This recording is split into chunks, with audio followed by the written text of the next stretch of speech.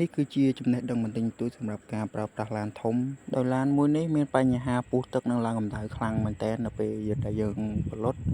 គឺទឹកកពុលចេញពីធុងសង្កួរនឹងខ្លាំងមែនទែនហើយក្រុមការងាររបស់យើងក៏បានធ្វើតេស្តបូមខ្យល់និងបូមទឹកផងដែរជាក់ស្ដែងឡាននេះគឺអត់មានខូចអីទាំងអស់បើអ្នកទាំងអស់គ្នាចង់ដឹងថាឡាននេះមានបញ្ហាអីកុំភ្លេចតាមដាននៅក្នុងវីដេអូ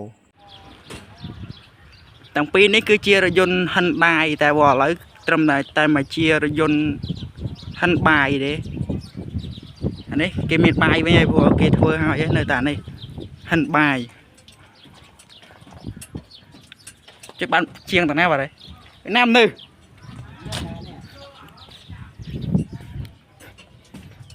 មែនឡានខូចអី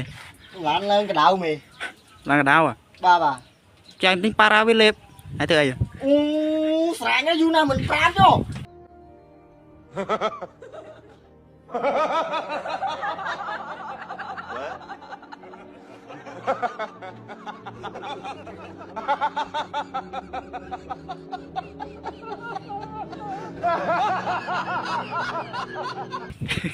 ូខ្ញុំនេះខំដល់ទុំទឹកវិញអត់ប្រាប់ខ្ញុំទេ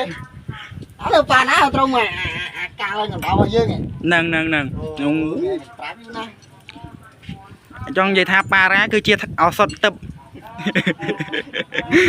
ហើយពុលទឹកអីពុលទឹកព្រោះទឹកអីជាក់ស្ដែងគឺឡាននេះមានបញ្ហាពុះទឹកដល់តែកងគាត់ចាក់ទឹកយ៉ាងម៉េចក៏យើងមិនដឹងដែរតែយើងច្រាលទឹក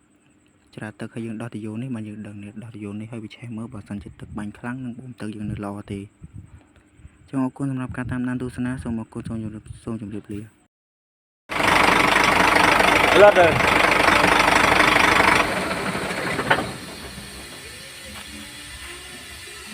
ឡើងខ្ពុលហើយឡើងខ្ពុលហើយប្លុតទៅឡើងខ្ពុលហើយទឹកនៅធម្មតាឡើងខ្ពុលហើយមុនប្លុតទៅខ្ពុលឡើងខ្ពុលហើយអូខេ